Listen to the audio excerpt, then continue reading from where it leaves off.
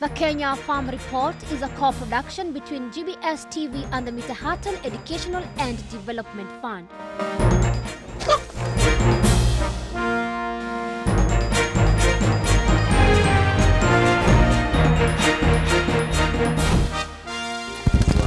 For more information on the work of MEDIF or to visit the teaching farm, please contact the numbers below.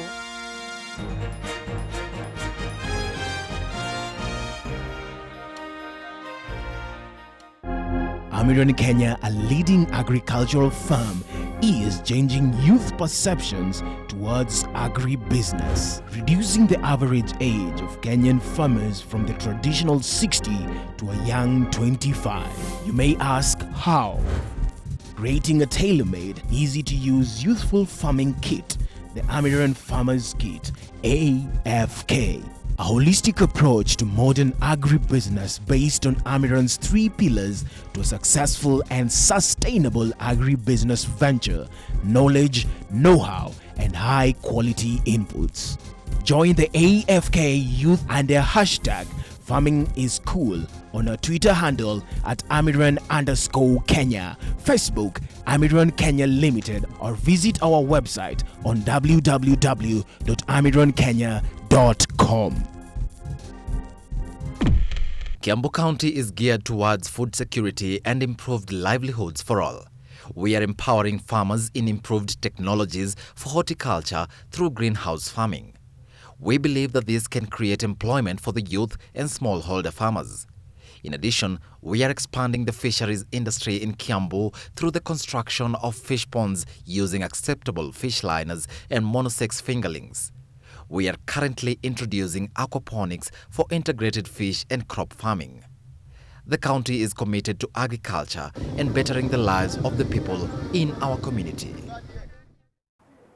Good evening and welcome back to Season 2 of the Kenya Farm Report, Episode 7. I'm Evelyn Apondi, stepping in for Eric Monene. While this is an agricultural show that is dedicated to inform, educate and inspire you, our viewers, to engage in farming and agribusiness, we tell you the success stories of men and women who are excelling in the agribusiness sector, and we have lots of success stories to tell, whether it's in the field with our crop specialist Devin Dwati at Curry or working with our livestock vet Alex Githaiga in VetTalk. We give you the technical information you are looking for to be a successful farmer and agripreneur. You can always send us your comments and questions to 21144 or call us on 0728 082 887. We always try and answer a few of them at the end of each show. Now you can also engage with us on our Facebook page, Kenya Farm Report, or talk to us via our Twitter handle at Kenya Farm Report. So let's get started with today's show.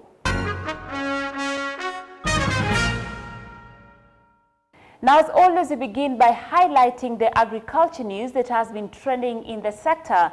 Take a look.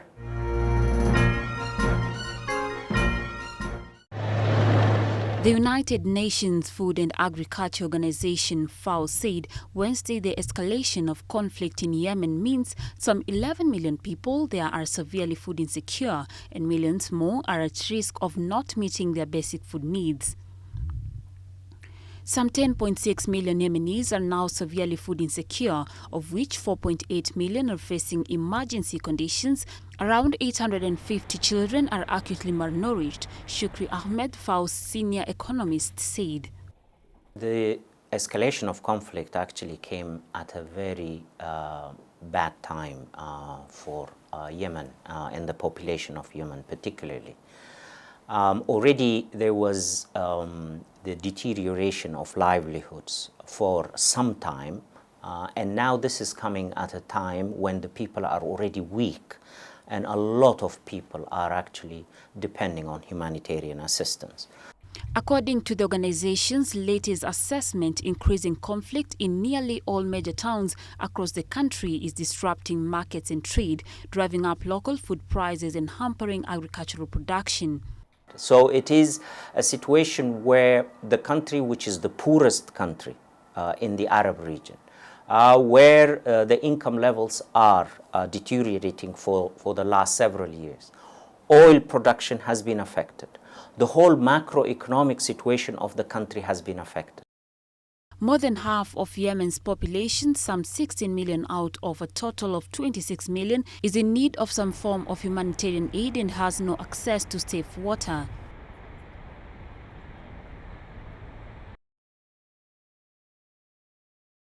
With 800 million people going to bed hungry every night, countries combating hunger must build better food systems that raise agricultural productivity in rural areas, invest in improving nutritional outcomes for young children and pregnant women, and boost climate-smart agriculture that can withstand a warmer planet, says a World Bank Group report released today. The report is titled Ending Poverty and Hunger by 2030, an agenda for the global food system. There is the great tragedy that 800 million people every day go to bed without food. We know that this is not a problem of not enough food in the world. This is a problem of the maldistribution of food. This report takes on this problem and shows us how we can grow the economy, we can battle climate change, and at the same time feed everyone in the world by 2030.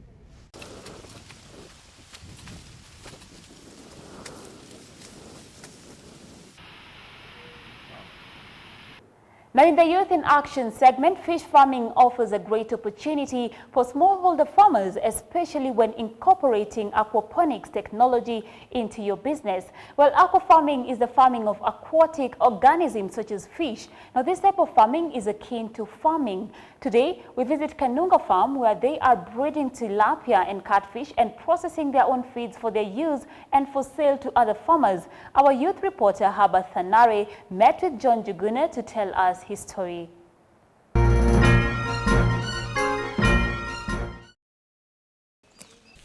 Hello, my lovely viewer. Thank you for joining us here at GBS Television Kenya Farm Report.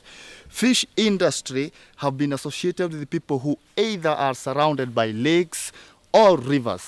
But today we are here at Kanunga, enjoying a very cool breeze with Mr. John, who is going to take us through the aquaculture farming.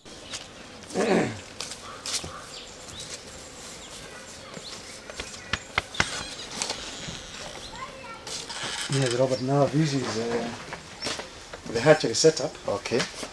This tank, initially we use it for capturing the brood stocks. Okay. Then from there we take these, the brood stocks which are ready. Yes. We take it them to the incubators. And we strip the eggs. how many days does they take here? 24 hours. Okay. That is to acclimatize. What we call capturing is acclimatizing them. Okay. So that will boost the ovulation. The ovulation. Okay. Okay. And then we take them to the incubators. Okay. Then after hatching, 3 days after the hatchlings, yes, we bring the hatchlings again here. Tiny things. Yes. We bring them here. In this tank, this is a tank of 12 square meters. Yes. And we normally, the maximum it can hold of hatchlings is 200,000. 200,000. Yeah. And how do you feed them? What kind of system do you use to feed them? To feed them, we feed them like the other fish, but we feed them from one corner. Okay. Because we want to see the first, the growth.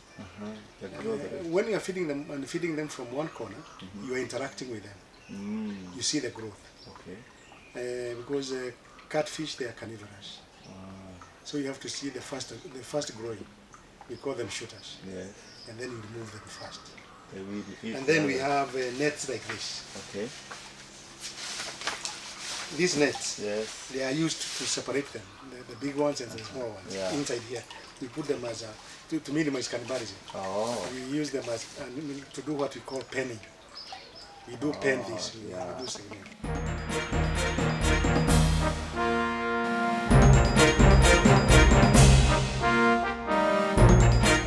Thank you, Mr. John, for welcoming us into your farm. Thank you very much. We are so much humbled. Maybe to start with, what is aquaculture?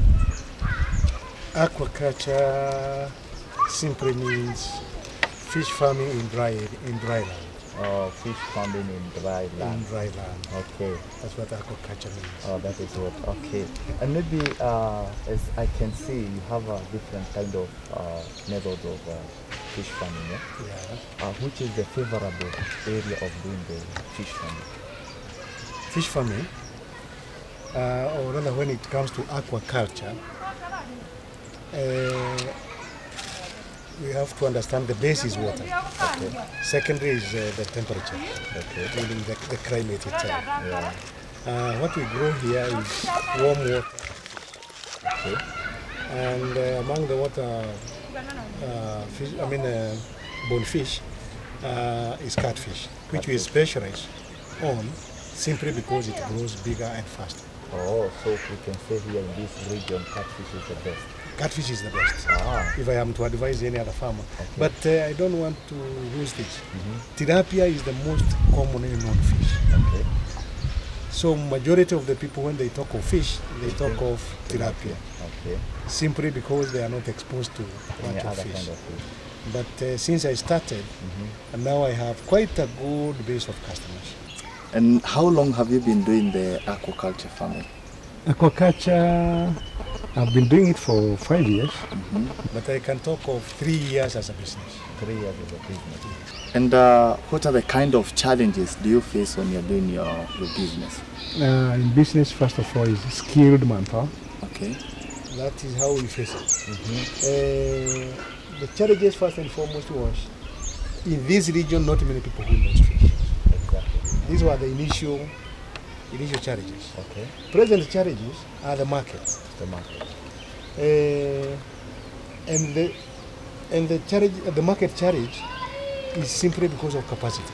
Okay.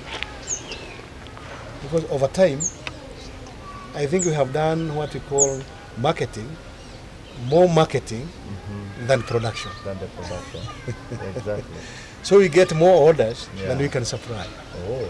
So now this much we are trying to duplicate what we are doing here to others. Right now we have expanded, we are doing it in other farms. Right now we are also doing it in dams. Okay. Today we are service providers to Kiambu County, Okay. the youth department, Okay. because we want to bring more youth into it for production purposes. Production. Okay. Yeah, it's a good business. That much I usually tell people. Yes. And I encourage the youth into it.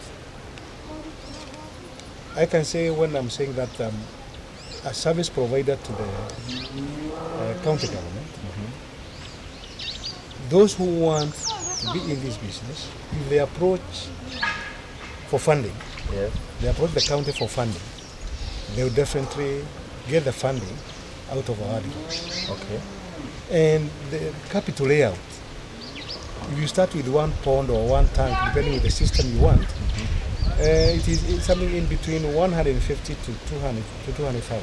Okay. 150,000 to 200,000. In between there, depending on where you are and the cost of the water costs Okay. and such things. You have nothing much to worry about. Okay. All that you have to do to check are the three qualities I talk about. And the three qualities are water quality, Water quality. which is digitally checked. Yes. Then you come to feed quality, Yes. which is again digitally checked. Yes. Again, you come to what we call the management.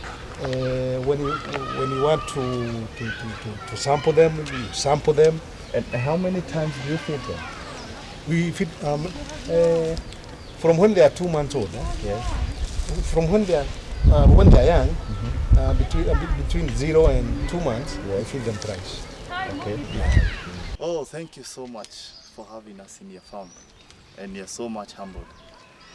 My viewer, you have seen it and you have heard it for yourself, that it is the digital way of farming, in which I'm so much encouraged, because we as youths, we are saying that we want everything to be digitalized. And you can see aquaculture farming, it's one of the easiest way of doing farming and earning in agribusiness.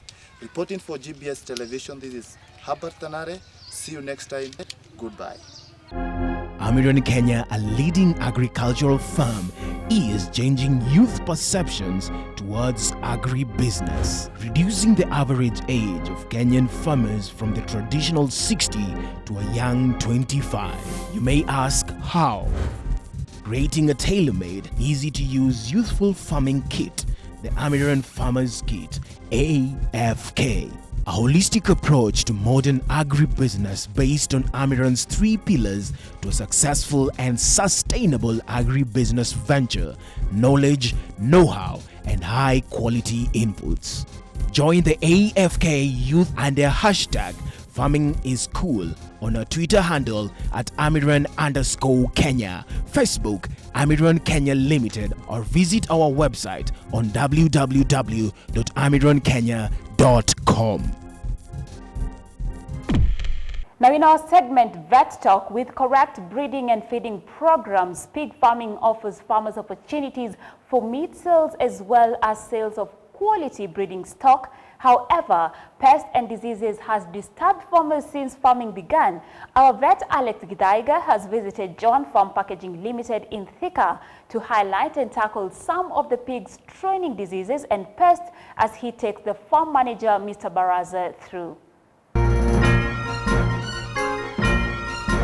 Welcome, Mr. Balasa, to the Kenya Farm Report. Thank you. We feel privileged to have visited Joan Packaging Limited Farm, where we are enjoying your very advanced type of pig rearing.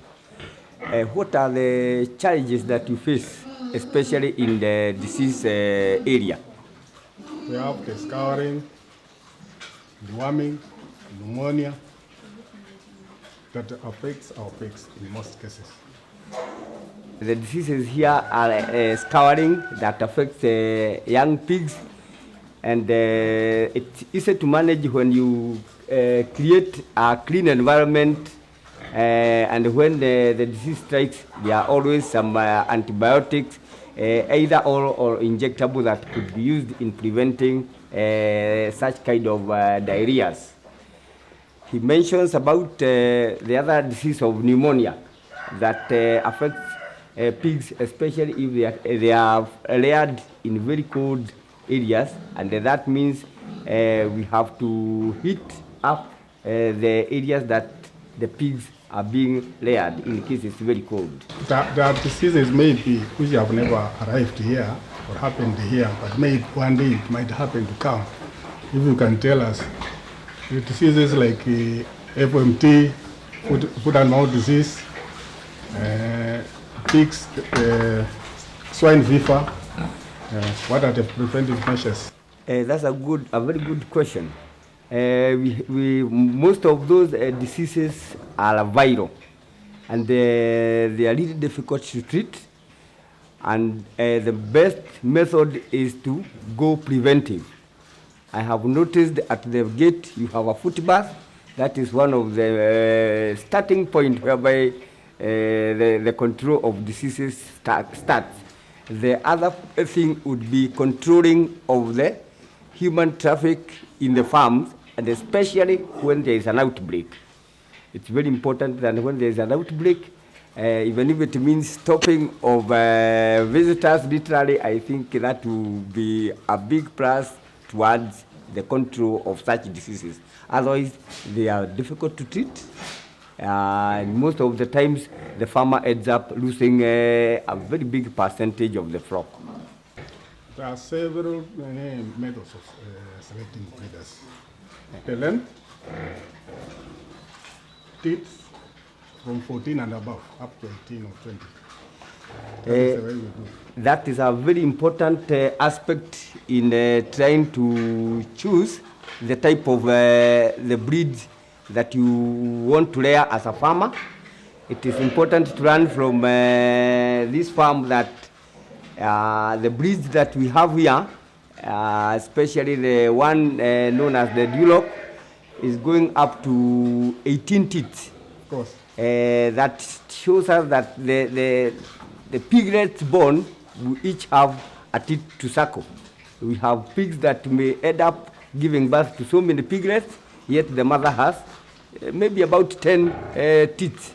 That means about 8 or thereabout may not get something to suckle. So getting a breed for your farm is very important, and that helps us have healthy piglets that suckle very nicely. Then we have mothers that also have good milk letdown, and the mothers that are also fertile, they'll be able to conceive very fast.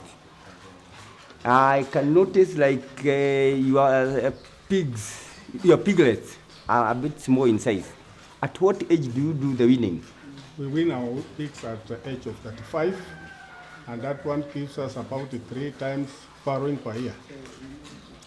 That is one of some very high techniques in breeding, because having mothers farrowing about 3 times per year is quite healthy and very economical use of the females.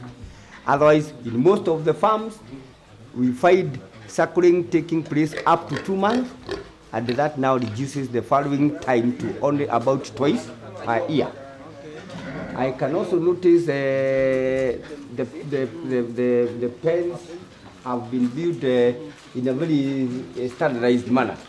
The teeth clipping and castration, how do you normally do it? Teeth clipping is a very important process, which is normally done the 3rd day after the farrowing.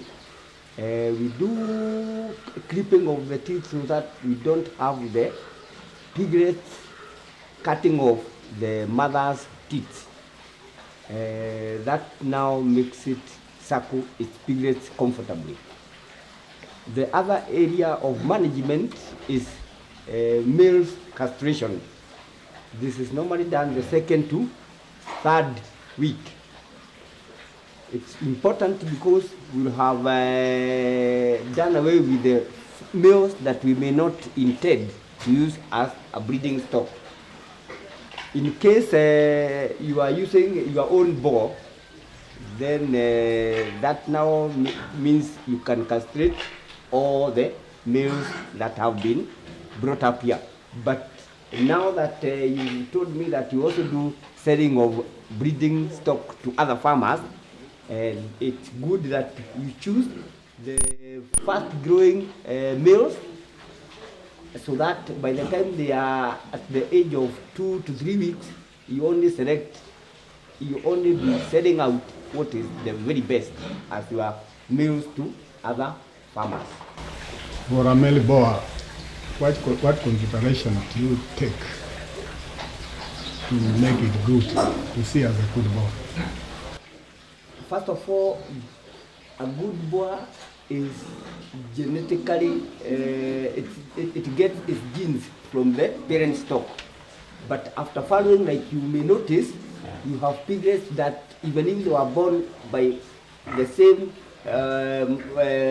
female and male, you have some that drag in attaining weight, and that's a very important thing, especially with the males. So what you do, you only look at what the males that are fast growing and they are big in size. Then the small ones, those are now what you can actually castrate and be left with just the very good pure breeds. There are boars which have hernia. How do you do with hernia beaks? That is a very important thing to know. Hernias is a negative gene, and we don't actually use what has been found to have hernias as a breeding stock. That is one of the ones that that is some of the type of breed that we want to get rid of, so that our future generations are clear of such conditions. I've been your vet, Alex Githaiga. We've learned about the pig rearing for today. See you next time. Goodbye. Kiambu County is geared towards food security and improved livelihoods for all. We are empowering farmers in improved technologies for horticulture through greenhouse farming. We believe that this can create employment for the youth and smallholder farmers. In addition, we are expanding the fisheries industry in Kiambu through the construction of fish ponds using acceptable fish liners and monosex fingerlings. We are currently introducing aquaponics for integrated fish and crop farming. The county is committed to agriculture and bettering the lives of the people in our community. Well, welcome back to the Q&A segment of the show, where we ask our specialists to answer some of your many questions that come into us each week. Now, we can't get to read them all on air, but we'll always answer your questions, so keep them coming. Now, each week, we will choose one viewer who didn't get their question read on air and send them out a Kenya Farm Report t-shirt. You could be our next winner. So let's get into the mail for this week.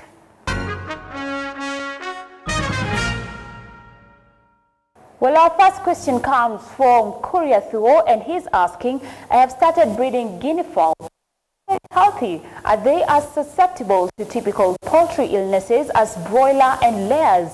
Do you have any suggestions for their care? Alex Gidaiga, our vet, responds. I would go for a local chicken, because the cost of buying the starting breed would only be one cock and one hen. If the farmer was to go further, you'd go for 8 to 10 hens per cock. So when we have that stock giving us fertile eggs, and then hens get to the stage of sitting on the eggs, well, it is easy, because now we only give the hen the eggs that they laid, and we end up having chicks without necessarily using the incubator. So we are still using the same hen that laid to give us the chicks. If we were having 3 to 4 hens, some could be used for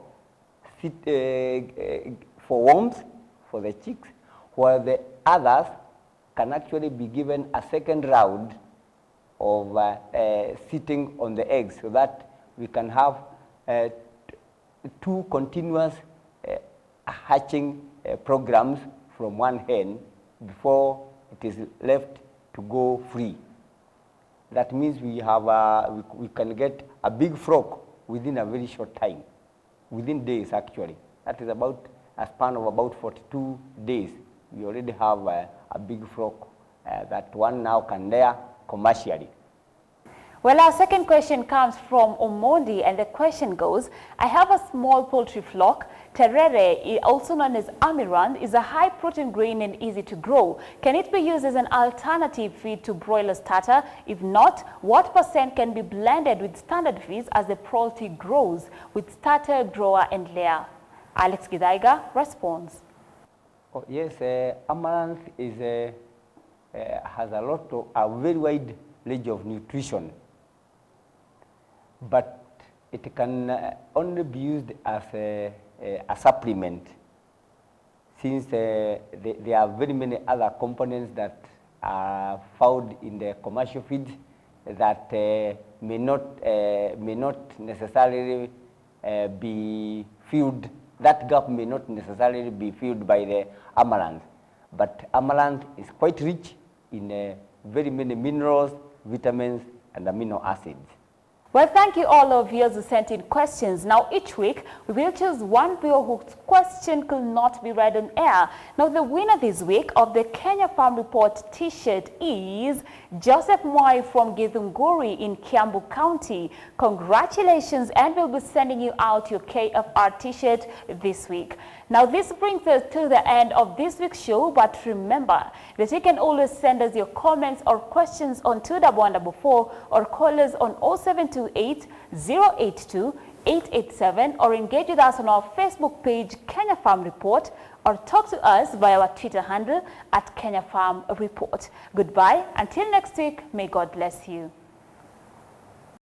The Kenya Farm Report is a co-production between GBS TV and the Mitahatan Educational and Development Fund.